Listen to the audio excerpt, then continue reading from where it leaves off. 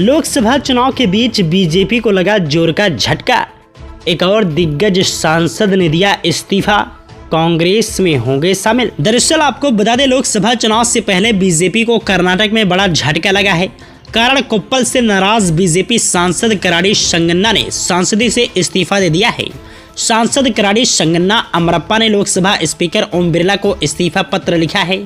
चर्चा है कि वह जल्द ही कांग्रेस में शामिल होंगे। दरअसल कोप्पल ने 2019 में बीजेपी के टिकट पर सांसद बने संगन्ना को पार्टी ने इस बार उम्मीदवार नहीं बनाया है। इसके चलते वह नाराज चल रहे थे। इस बार बीजेपी ने बसवराज क्यावातूर को टिकट देकर मैदान में उतारा है। वहीं कांग्रेस ने के राजशेखर बसवराज हितनलाल पर भरोसा जताया है। दरअसल पिछले हफ्ते ही संगन्ना ने घोषणा की थी कि वह पार्टी उम्मीदवार के लिए काम करेंगे और डॉक्टर क्यावातूर के प्रचार अभियान में हिस्सा लेकर पार्टी आला कमान के फैसले का सम्मान करेंगे। हालांकि ऐसा नहीं हुआ। इसके बजाय हाल ही में उनकी कांग्रेस के कई बड़े नेताओं से मुलाकात हुई। उन्होंने मंगलवार को ही पत्रकारों से कहा था कि वह राज्य की राजधानी में मुख्यमंत्री और उप मुख्यमंत्री से मुलाकात करने के बाद कांग्रेस में शामिल होने का फैसला करेंगे। कोप्पल कर्नाटक के सबसे पिछड़े जिलों में से एक है। यहाँ की 8 विधानसभा सीटों में से 6 पर कांग्रेस, 1 बीजेपी और 1 के आरपीपी का कब्जा है।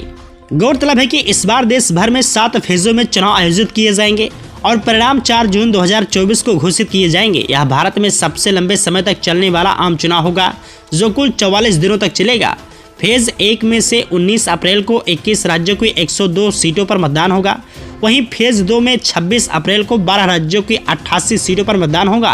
फेज 3 में 7 मई को 13 राज्यों की 94 सीटों पर मतदान होगा। तो वहीं फेज 4 में 13 मई को 10 राज्यों की 96 सीटों पर मतदान होगा। फेज 5 में 20 मई को 8 राज्यों की 49 सीटों पर मतदान होगा। जबकि फेज 6 में 25 मई को 7 राज्यों की 57 सीटों पर मतदान होगा और फेज 7 में 1 जून को 8 राज्यों की 57 सीटों पर मतदान होगा। परिणाम की तारीख 4 जून 2024 रखी गई है।